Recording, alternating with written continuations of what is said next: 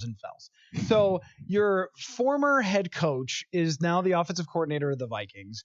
All your other coaches are working for San Francisco, including Kyle Shanahan, and Matt LaFleur was in the NFC Championship, and that was another coach of yours. This was something that when Gary Kubiak was brought here as an offensive advisor and assistant coach, that you and I talked a great deal about how there was a high likelihood Kirk Cousins would have his best year because Gary was here. And it came to fruition, all the things that we talked about last offseason. What do you think of now Kubiak sliding into the role that Kevin Stefanski had?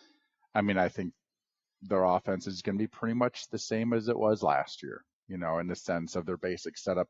They'll have different plays and different things they do. Kubes is, people are always adding, new things to the mix. And I think they'll actually advance, which is nice. You only can do so many things in the first season of a certain style of offense. Mm-hmm. This is really the first season of this style with the offensive line, with the quarterbacks, and you try to get good at things, and you can't get good at everything, right? So you have your basic fundamentals, your basic plays, you have a little this, a little that, but you can't have too much because or else you'll get good at nothing. Right. So The nice thing is they got good at a lot of things. And they now understand the details of not just the running game, but of screens. I mean, I don't know if the Vikings had to be a top 5 screen team. I've got a great stat for you on that. There, I knew you'd have it. When Cousins was throwing behind the line of scrimmage, he averaged 8 yards per attempt. In 2018, it was about 4.5 yards per attempt when throwing behind the line of scrimmage, which tells you a lot about the effectiveness of the screens. Screen game was huge. I still always go back to that Kansas City game when the Vikings lost, but Dalvin Cook had 86 yards receiving, and he had 109 yards after catch. A go-ahead drive was entirely screens in that game, incredible. Late in the game. Yeah. So anyway, they got better at screens. But could they get better at a tight end screen? Could they get better at maybe some of these other types of screens? With Smith Jr., a guy he could really do something, I think, with if he got the ball in his hands, right? So you start adding more things to the mix. Obviously you have guys who are a little bit older and that menu can grow a little bit. So they got good at a lot of things last year. I imagine Kubes will add his fair share of things to it. But at the end of the day, I think they'll have that same foundation, that same game plan. That's how they're going to try to win games. That's how they're going to try to win the Super Bowl, are a lot of things they did this year. And they had obviously a ton of success this year. And they did a lot of good things. And there were some games where the offensive line, the running game simply just won them football games. And I imagine that's going to be their game plan going into next year as well. Well, that's what I wanted to ask you. With Kubiak's offense going into his second year where they have a complete understanding of the offense, they don't have to learn new terminology or anything else. It was Kubiak's offense with Stefanski, and it's going to be Kubiak's offense with him calling the plays, whether he's on the sideline or the booth next year. But there were times, Sage, when opposing teams could beat your offensive line and entirely shut down this offense. And too many times it happened where the quarterback just did not perform anywhere near close enough to win games, including in the divisional playoff game against the San Francisco 49ers. Is there a particular area roster-wise where you look at it and say, well, you know what, this has to be better? Because from 2018 to 19, we said clearly, you need another receiver, you need another tight end, you need probably some help behind Dalvin Cook at the running back. You need another offensive lineman. And they did all those things in the draft. Is there something else now that you look at in the offseason that because Kubiak is coming back, you say they have to have this? They have to make this particular move in order to stay where they're at or get better? Maybe a third receiver who is a little more dynamic. I think they need some speed. Dalvin Cook's the fast guy, but other than that, I mean, Stephon Diggs obviously super fast, but I think they could use another really fast guy, then open things up for Stephon Diggs, for Thielen, for the tight ends. I have no idea what they're going to do with the Rudolph situation. You might know more than me if they think, if you think he'll be back at his salary. He will. Yeah, I think he will be back for 2020. 2021 is up in the air, but at least in terms of the dead cap and stuff, he's going to be back.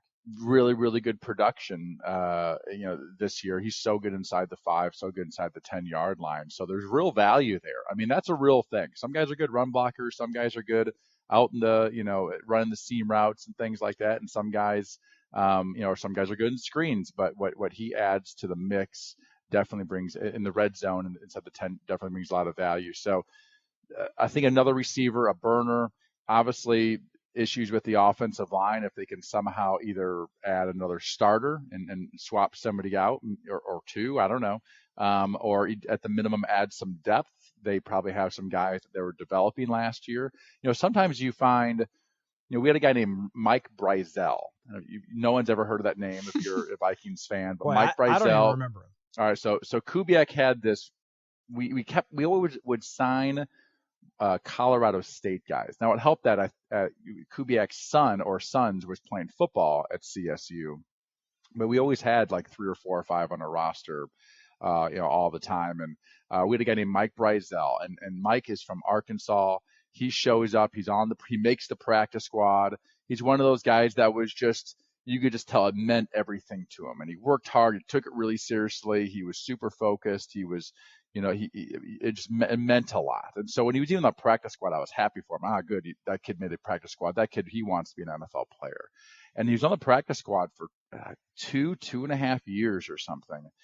Gets called up finally in a game that I'm starting. We actually had a guy go down, and rather than putting the backup up for the next game, they brought up Mike Brizell from the practice squad. Anyway, long story short, Mike ends up having a really nice NFL career, signed like a 4-year, $16 million deal in Oakland to sort of at the end of his career, but, had a nice career, and there's the real development there, and it didn't happen in the first year. So there might be some guys on this roster that we don't ever obviously talk about or really discuss. Sure, yeah. But I've also learned, from Rick Dennison and watched these guys do it this year, and they could jump in the mix next year and come out of nowhere. So it's not always drafting somebody. It's not always free agent. Sometimes it's, hey, there's actually some guys in here who have been putting in some real work. They've been doing the Mamba. They've been grinding over here, trying to get their craft better from whatever they're coaching in college to real NFL coaching. And sometimes those guys, they don't have certain things that they get passed over, whatever at the combine, whatever it might be. But, they work their way in. And I feel like I was one of those guys in the sense of, I don't think I was good enough to be an NFL quarterback from my first couple of years in the league, but I really, really worked at it. And finally, when I got my chance, luckily, I'd had a lot of practice time, a lot of scout team time, a lot of training camp time, and my game had improved to a point where I could compete at the NFL level. Yeah, and there's guys on this roster too that, like you said, have a good chance to emerge. Mike Zimmer called it redshirting for some of the players, but someone like Drew Samia, who's a left guard, I think Pat Elflein is probably not going to be back starting at left guard next year, so you might see someone like Samia go in there with a lack of free agent money to spend and great free agents on the offensive line. They might need that type of development. There's also a receiver, 7th rounder last year with a high ceiling, Dylan Mitchell, who they're bringing back. So it's a good point about this team seems to have a great knack for development. I'm curious, Sage, what you think Gary Kubiak coming back, if anything, could mean to the decision with Kirk Cousins. Because if anybody knows quarterback play in this world, it's Gary Kubiak. Yeah. And it's funny because you see the comments from Kyle Shanahan or Sean McVay, the guys who worked with Kirk Cousins early, and then Kevin Stefanski works with Kirk Cousins. And all these guys went on to get head coaching jobs after working with Cousins, because I think a lot of times teams look at him and say, well, you got a lot out of a quarterback who was a 4th round pick, and Cousins got even better under Kevin Stefanski. But there's still a decision to be made on whether he's going to be worth paying $35 to $40 million a year on an extension. And if Gary Kubiak, if they have this plan to have Zimmer and Gary here for the foreseeable future and they sign them to extensions after a 10-6 year, if those guys are going to say, yeah, but could Gary bootleg somebody else to this similar kind of production who might be able to run away from somebody also? You know what I mean? Yeah, I'm really interested in how that impacts the decision on whether to sign Kirk Cousins. Yeah, so that's the thing is, Kirk is such an executor, but when things are there, the execution more often than not, it does occur. When when the line does its job and he can go through his reads, whether it's man, whether it's zone, cover two, whatever it might be, he can move through those reads and make accurate throws, and usually doesn't make bad decisions and those types of things. The problem is that's not the game though. Like, this isn't 7-on-7. Right. And there's real problems up front sometimes. And, we're lucky they didn't have very many injuries this year on the offensive line. Right. But coaching's hard when you never get bailed out, right? Yes. Sometimes, that's the thing about Kyle. And I think what those coaches do is they do a really good job of creating an offense so the quarterbacks can just execute and not have to be, magic makers all the time. Right. And I know sometimes when we'd be playing somebody and the quarterback would scramble around and make a whole bunch of plays, and it was, and Kyle would always be like, supposedly their coordinator is supposed to be like the hot coordinator. They're not doing anything special over there, right?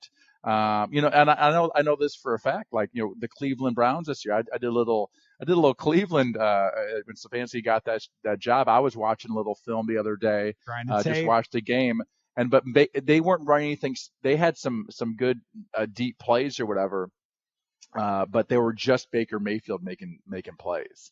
There was nothing well designed. So you go, Freddie Kitchens, man, they had 6 big plays in this game. Well, like 5 of the 6 were just the quarterback running around and hitting somebody, and throw, or a receiver on a shallow route, just outrunning everybody for a 50-yard gain. That's not great coordinating, right? That's having great players that make the coordinator look really good.